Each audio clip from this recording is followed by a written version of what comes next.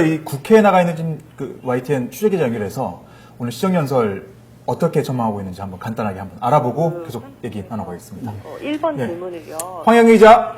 네, 황혜경입니다. 네, 오늘 박근혜 대통령의 국회 첫 시정연설 소식부터 전해주시죠. 네. 박근혜 대통령이 오늘 국회를 방문해 취임 후 처음으로 내년도 예산안에 대한 시정연설을 합니다. 말씀하신 것처럼 정부의 2014년 예산안 편성 배경과 국정 운영 방향, 향후 정책 기조 등을 밝히고 예산안과 법안 등을 조속히 처리해 줄 것을 여야에 요청할 것으로 보입니다. 특히 외국인 투자 촉진법 등 국회에 계류 중인 민생 경제 활성화 관련 법안들의 신속한 통과를 당부할 것으로 예상되고 있습니다. 하지만 관심은 전국 경색의 주요 원인이 된 국가기관 대선 개입 사건 등을 놓고 대통령이 어떤 언급을 할지에 쏠려 있는데요.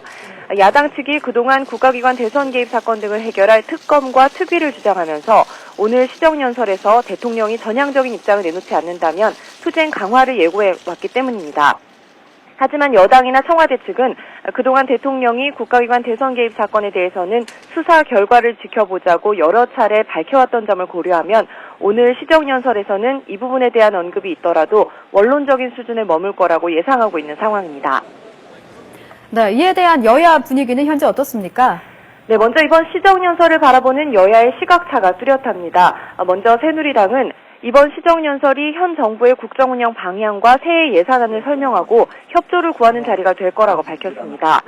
특히 새누리당은 여야가 진지하게 경청하는 자리가 되길 바란다면서 대통령을 정쟁의 중심에 두려고 한다면 현안 해결을 더욱 어렵게 하고 전국을 더 꼬이게 할 것이라고 야당 측을 압박했습니다. 당초 시정연설 보이콧 또는 상복 차림 등 강경한 대응 방안까지도 논의했던 민주당은 일단 오늘 시정연설에서는 대통령에 대한 예우를 갖추기로 했습니다. 하지만 박 대통령이 현안에 대해서는 분명하게 입장을 표명해야 한다면서 어제도 소속 의원들이 청와대 앞에서 특검과 특위를 요구하는 기자회견을 하는 등 강경한 입장입니다.